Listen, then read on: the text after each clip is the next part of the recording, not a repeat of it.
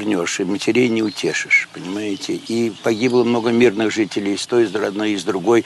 И для меня, так сказать, ну, русские как бы мне ближе по крови, но чеченцы тоже наши жители, понимаете? И поэтому я здесь не делаю различия.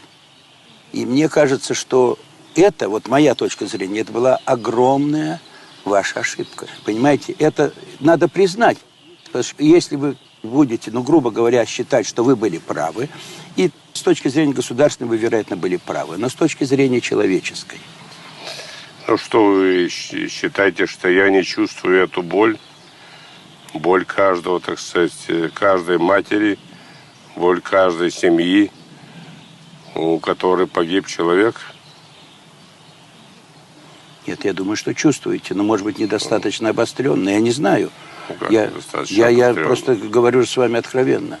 Я это чувствую и день, и ночь. Может быть, это основная боль, которая, так сказать, за все эти годы прошла через меня.